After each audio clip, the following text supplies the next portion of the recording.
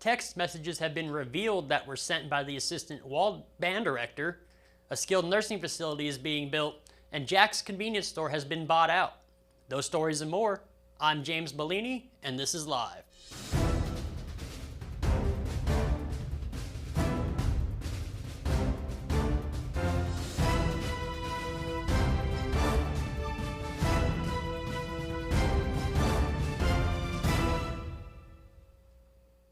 We'll get to the news in a minute, but first, whether you need a personal loan to consolidate debt, a credit card full of perks, or a checking account that protects you and your money, Texas Trust Credit Union has your back. There are currently 2 locations in San Angelo to serve you. Their newest location is at 3712 FM 2288, right behind the Chick-fil-A on Sherwood Way, and that's pretty convenient for those people there in the Bluffs and in Southland. The other location is downtown at 337 West Toohig Avenue, and they're all over North Texas. To find out where, visit Texas Trust Credit Union online at texastrustcu.org. That's Texas Trust and the letters cu.org. Now, on to the news. A little bit of breaking news. This morning, out in Grape Creek, there was an armed standoff between Tom Green County Sheriff's Department's Special Response Team and a Grape Creek resident off of Wheatland Drive. They've been out there since early this morning, and the standoff is over. We had gotten a report that from a resident out there that an older man had had his fingers cut off by some woman in a house. That is unconfirmed. Sheriff Nick Hanna did say more information will be released later on today. Starting things off with the news, though, this might make some of you uncomfortable, but text messages between underage students and 33-year-old Joshua Carroll were released in court documents. In those texts, Carroll sent explicit pictures of his private parts and described sexual acts to female students. Those texts are extremely graphic. During an interview, Carroll allegedly said he was glad he had gotten caught because messaging girls had, quote, gotten bad, and he knew he had a problem. Carroll was arrested twice this week for online solicitation of a minor, and he was picked up by the U.S. Marshals on the second arrest. San Angelo is getting a new skilled nursing facility over on YMCA Drive. In the building and inspections reports for April, San Angelo Skilled Nursing was issued a permit in the amount of $9.5 million. Crews were seen hard at work at the new facility as they were preparing for foundational work. And this is one of just many new businesses going up around San Angelo, as Amazon has had a warehouse approved on Venture Drive, and Boot Barn is taking up residence next to Hobby Lobby and Time Clock Plus. The San Angelo Live mobile app is the best in the business. No, seriously. Download it on the Apple App Store or the Google Play Store. It's free and keeps you up to date with San Angelo news. A San Angelo man has been indicted for damaging Housley Communications. 24-year-old Noah Gonzalez was indicted by a Tom Green County grand jury for criminal mischief after he was seen on surveillance video breaking the side window and front door to the offices before heading inside and tipping desks and ripping out electrical components out of the wall back in December of 2023. Jack's convenience store has been bought out by Kent Quick's Kent Companies. The acquisition of Jack's includes 8 stores in Midland, San Angelo, and Abilene, and the company is looking to solidify its leadership position in West Texas markets. President Kent Companies said that they are thrilled to welcome Jack's convenience stores into the Kent Quick family. Into weather, the rain is behind us and the heat will beat down on the Concho Valley next week as summer is here. Right now, though, it's 80 degrees outside and the low tonight is 58. Tomorrow, the high is 98 with the low of 69. On Sunday, the high hits 100 degrees with the low of 71. Monday, it's back up to 100, and Tuesday, you guessed it, right back up over 100 with 102. Lows will be in the lower to mid-70s. When we come back, the ASU Rams beat West Texas A&M, and the Concho Valley is bringing home some gold, and then Bob Bluthardt with Fort Concho talks with Joe Hyde. But first, a word from the Bass Bunch. I've been wondering, what's the best way to get these guys to spread the word about our giant tag sale? I love my job. I love my job. I need my job. Right now, during our giant tag sale, you can get a new 2024 Ford Expedition XLT for just $59,999. Don't miss our giant tag sale, only at Jim Bass Cars and Trucks, Houston, Hart and Arden Road, or 24/7 at bassbunch.com. In sports, the ASU Rams traveled to Grand Junction, Colorado and beat West Texas A&M 7-4 with the 9th inning triple play, the first in ASU baseball history. The Rams took the lead in the 7th inning with a 3-run home run by Trip Clark to bring in runs by Jacob Guerrero and Tayton Treadway. The Rams scored another run, and in the bottom of the ninth with no outs, West Texas A&M hit a line drive to Ryder McDaniel, who threw the ball to the first baseman, Jacob Guerrero, who then threw the ball to second for a walk-off triple play to win the game. The Rams will play Colorado Mesa tonight at 8 p.m. Central Time. The UIL State Tennis Tournament was delayed last night, but we have some athletes returning with gold. Mason's Mason Hatfield, Jake Linzermano and Scout Magnus, Lucy Rochat and Jake Gillespie, and Walls Kimbry and Bryson Hurt are all coming home with gold. Athletes returning with silver include Brenner and Braden Sherwood from Robert Lee, Walls Joseph Malone, Mason's Cooper Ratliff and Taylor Birchenwall, who actually played Rochat and Gillespie in the finals, and Barry Best's Emily Scott. Congratulations to the Rams and to all the athletes at State Tennis, and for more sports around the Concho Valley, keep checking San Angelo Live.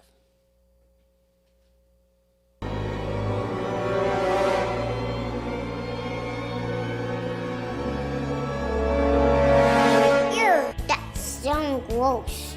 Deep down, upholstered furniture is dirtier than it looks. Carpet Tech safely cleans all types of furniture and mattresses, killing germs and removing spots and odors. Right now, get 15% off upholstery cleaning from Carpet Tech. Call or schedule online at carpettech.com.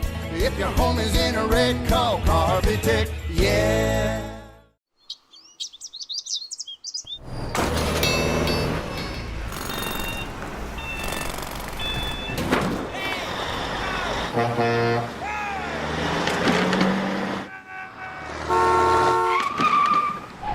It's hard to believe how reckless some people can be and how hard they fight against real victims. You need a partner who consistently beats the giants and who will never, ever flinch. Well, welcome back to the show. I'm Joe Hyde. I'm joined with not only the director of the Fort Concho National Historic Landmark. Very good, Joe. But probably the most interesting man in San Angelo, Texas when Oh, it comes mercy. to history. Yes. Mercy. So now the pressure's on. So before we get started with all the things that are happening in Fort Concho, let's talk about something. When Fort Concho is a post-Civil War Correct. installation. That is correct. That the U.S. Army built. Makes it a whole lot easier to interpret, too. You don't have to These go days. through that Civil War stuff. Well, we do, but why were they there? we keep it off to the side, you know. It's sort of a sidebar. But when they found it, it's kind of like you think of like today. I mean, I was in the Air Force. You go around from base to base, and you always kind of wonder, was this town here before the base, or did they start? But in our situation here in San Angelo, it was the fort first, Right. and then the city came. Well, the town. I guess it was the town first. Our little village, as my old boss used to call it. But what do you think was the first type of business? Well, the post surgeon had to do a monthly report, and in 1870, I think it was March of 1870, he wrote that there was some effort going on across the river to create a town, and he alluded to the whiskey settlers. So I'm pretty much going to guess that the first quasi-permanent structure, which may have been a tent with a wood roof, was probably someplace to sell intoxicating liquors to the soldiers. And that's a 2,000-year-old tradition. It goes back as far as there have been armies. Where there are armies, there's payroll. Where there's payroll, there's whiskey. That's right. But the interesting thing about it was 1870, and that was in the middle of this abolitionist movement against alcohol.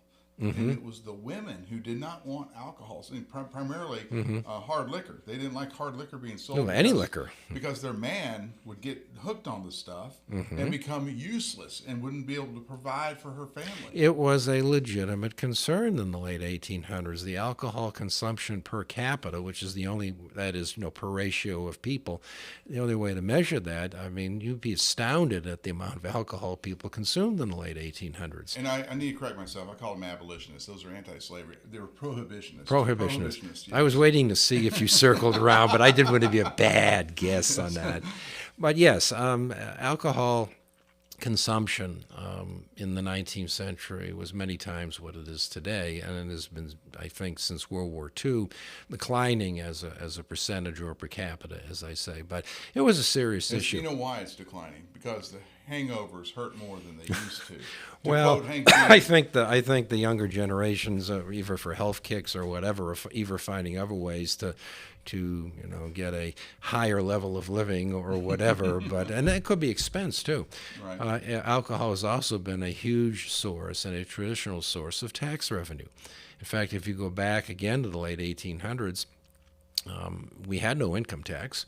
So the only way to fund the government was either through alcohol taxes or tariffs at the ports. Right. And that pretty much covered the government for many years. But here in the Army in the 1800s, it was a big problem. The Army struggled with it and never really successfully got a grip on it until about the World War I era, where they went in with the canteens, which were the PXs of today. The biggest problem when you hear criticism of, for example, General Ulysses S. Grant was that he was a drunk.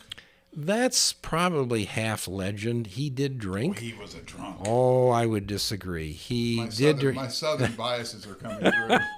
He did drink, and there were cases and documentations of him being under the influence, particularly in his early career on the West Coast, when he because was away from his family. Yeah. But he also produced, and it's a legend, but it's a good one, that Lincoln supposedly said, "Find out what he's drinking and send a barrel to every one of my other generals." That's right. The whole attitude today of alcohol, its consumption and drunkenness and so forth, is just radically different from the late 19th century. And you can't equate the morals of today with the problems they had back then, but it was still a huge issue. Even more recent history, being in a flying combat squadron, when I first got into the Air Force in the late 80s, we had you would check out a jet, and you could go to a couple of places. You could go to Mayfair Air Force Base in Sacramento, and once a month they had a thing at the Officers Club called Jock Night, where they allowed local girls from Sacramento to come to the O Club, and you played cards, right? We played cards and had Bible study, and a few domino games. And then in San Antonio, and I think it's still there, but I don't think it's as popular. But they had a part of the O Club was called the Auger Inn. It was in the basement of the O Club, in the center of that. Of course, the installation there's kind of built in this bunch of concentric circles. Right. It's in the very center of it. There's an officers club there in the basement. It was called the Auger Inn, and it had kind of the same kind of thing going on. And then you had Miramar, which was popularized in the movie Top Gun. Right. Well, alcohol consumption came under attack. The minute I get in the Air Force, it comes under attack. Joe, you've always been a victim of bad timing. Very bad timing. I mean, let's put it this way. I turned 18, they moved the drinking age to 19. I turned 19, they moved the drinking age to 21. You suspect they knew something? I don't know. They're trying to protect me from something. But anyway, the military, the post-Vietnam military was very pro-alcohol. I mean, because they're war fighters. They've been through hell together. Well, I think that was the same issue in the late 19th century. The Army realized that duty on the frontier was boring at worst and just mind-sucking at worst, and there had to be something to take their minds off of the utter and total lack of stimulation. Now, these soldiers were not sitting and having Bible readings in the evening. They were not going to the library, although a few did. So alcohol was sort of a leveler that somehow kept the top on, but it was abused. And out here in the frontier, which is pretty much what that was, fighting Indians and trying to protect the settlements, there probably weren't a lot of women with the soldiers, or did the wives? The only women on post in those days, living on post, would be the wives of the soldiers, the occasional laundress, which was an authorized Army role. The wives of the soldiers, was it wives of the officers? Or of the officers. Yeah. Now, if you were an enlisted man, private, corporal, or sergeant, you could get married, but only with the permission of your company commander. Now, the Army realized it had a hard enough time supplying its soldiers, it didn't want to be taking on family responsibilities. But some corporals and sergeants were married, and many of their wives were laundresses. That was a really good authorized job on post. Kind of like today, Goodfellow Air Force Base, if your wife is a nurse or a school teacher, double income. Yeah, double income. right. And those folks really lived very well in those days, and they were allowed to have their own separate quarters as long as, and this was the rule, as long as they lived within the sound of the bugle, which was usually the equivalent of a block or two, and there'd be a row of shanties or huts or whatever on the north side. But that was it. I mean, there were very few other females on post other than the kids, and that was not a recipe for either a moral or a happy post, and it was repeated all across the West. Wow. Okay, Fort Concho, most of its history has been holding events and being a civilian post, a historical place, and I guess for a while it was just in disrepair. But in order to keep it going, you have lots of events. So what's coming up? We do, and again, it gets all back to the military. This coming Saturday, we have Armed Forces Day, which celebrates all of those currently serving in all branches of the armed forces in our country and overseas. And we'll haul out the howitzer and blast away, blanks of course, every hour from 10 a.m. to 3 p.m. So don't call the cops and claim well, their you shots can. fired. The police are very kind to us, and they get a call, and they say, oh, yeah, that's just those guys over it, gals over at the fort, shooting the howitzer. But it does make a pretty good racket. So that'll be 10 a.m. to 3 p.m., and then on the porch of Barracks 1, we'll have some uniforms and equipment displays, and of course we got some great Buffalo Soldier and Native American displays inside Barracks 1, too. So 10 to 3, and it's free to all. Okay, and Armed Forces Day, of course, we're going to get into this. It honors people who are currently active duty. That is correct, as opposed to Memorial Day, which is coming up Monday, May 27. That is to honor all those who served and made the ultimate sacrifice of giving their lives to the defense of our nation. And that will be 9 a.m. on Monday, May 27. We'll have the usual speeches, greetings by our elected officials, firing of the cannon, and the raising and posting of the colors at half-staff. Okay. And Memorial Day is important, and I'll tell you why. I had to explain this yesterday to someone. They said, why do we have all these days like Memorial Day, Armed Forces Day, Veterans Day? Memorial Day is particularly important because if no one honors those who sacrificed their lives to defend our country, why would someone who's a little kid today want to sign up to defend his country? If we're going to be defending ourselves with an all-volunteer military force, you have to respect those who wish to go in and respect them if indeed they make that ultimate sacrifice. I totally agree. I do not have military service. I just missed it.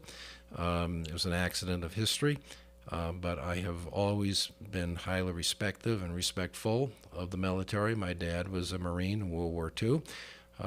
And I think San Angelo is a classic example of a military town. It started as a military town, and as of 1941, with the establishment of Goodfellow, it remains a military town. And because it always wins that Altus Award, you're familiar with that, right. It is one of the best supportive communities for our military coast to coast. And of that's course, something to be proud of. The Altus Award is given by the Air Force to the base installation that has the best community relationship. support. Absolutely. Best relationship with the community Many support. places never win it. Rarely does anyone win it twice. I think we've gotten it at least 3 times. And it's a tribute. And Dias has gotten it a couple times up there. In fact, I think some of that award, it started up there. I think that's where it started with Dias. It's a major tribute to our community. Yeah, it is. And there's a lot of work that goes into working with Goodfellow, the memorandums of understanding. And oh, there's many of those. Yes, many of those. An MOU for everything. Do you have an MOU with Goodfellow? We do not, but we have relationships with them, particularly with the Army Battalion. It's traditional, in fact, it's a city ordinance, that the commander of the Army Battalion at Goodfellow serves on our museum board, and we're happy to do that. I see. So he or she is automatically full a part circle. of It was an Army base, and now you still have an Army officer on the. We like all of our branches equally, but we really like the Army. All right, so we've gone over Armed Forces Day. We've gone over Memorial Day. What does that leave us? That leaves us Veterans Day. It does. So Veterans Day is to honor those who are still living. And who have served. Yeah, it's like, retirees. Or as I used to call them when I was young in the Air Force, I called them old retired farts. Or we just shortened it to ORFs. And where's but that? Now I am one. I was about to say, where does that leave you? Yeah, I'm an ORF. Well, that's a great holiday too, and the city has a big parade that we're always pleased to be a part of. And parades sometimes can be, sloppy affairs or just afterthoughts, but I think San Angelo really does parades well. Especially something having to do with the veterans. I mean, I have ridden in the VFW float for the past couple of Veterans Day parades. And in fact, the last one, I took pictures of all the people that saw me, and just to show how big crowd. Instead of taking pictures of the floats, I just sat on the float. Crowds are always good. I mean, the crowds are immense, and we have, like, if you look on our Facebook page from the last Veterans Day parade, I probably have 490 pictures of taking pictures of the crowd. The crowds are immense. A little hard when you're marching. Well, I wasn't marching. I'm an orph, so we ride sit in an old plastic chair on a float. Well, I have a uniform that would fit you. Maybe you would like to march with us someday. I wore my flight jacket, and I was like, barely fit into it. But yeah, that's fun. I think those things are It's fun. a great parade, and the rodeo parade too. I mean, those are the two big parades in our town, and it just never ceases to amaze me that each year is the same basic concept, but each year tens of thousands of people come out, and it's a good feeling and says a lot about our city. All right, Bob Bluthardt, he's director at Fort Concho, the National Historic Landmark. They're in downtown, the original part of Santa Antolina. We got here first, and we're happy everything else came here second. And all the bars north of the Concho River, that's all. You can thank us. Yeah, you can thank Fort Concho for that. You have the Armed Forces Day coming up this weekend, Memorial Day at the end of the month, and more to come, and I'm sure we'll be visiting. Yes, and you are the most interesting man in San Angelo. For this moment. I think you need to start a beer. Anyway, back to the studio. When it comes to unique pieces you can't find anywhere else, Concho's Diamonds and Coins is your one-stop shop. With over 24 years in the diamond and coin industry, Concho's Diamonds and Coins is West Texas's choice for diamonds, jewelry, coins, silver, and gold. Owner Bill Concho stands by his work and offers free consultations, including estate jewelry. Don't just trust anyone with your valuables. Come see the staff at Concho's at 1016 West Beauregard in San Angelo. Thanks for watching the Live Daily News Show, the only locally owned live news show in the Concho Valley. Go like us on Facebook, X, formerly known as Twitter, and other social media platforms, and download the San Angelo Live app to stay up to date on all the news from in and around the Concho Valley. Thanks again, and we'll see you back here next week.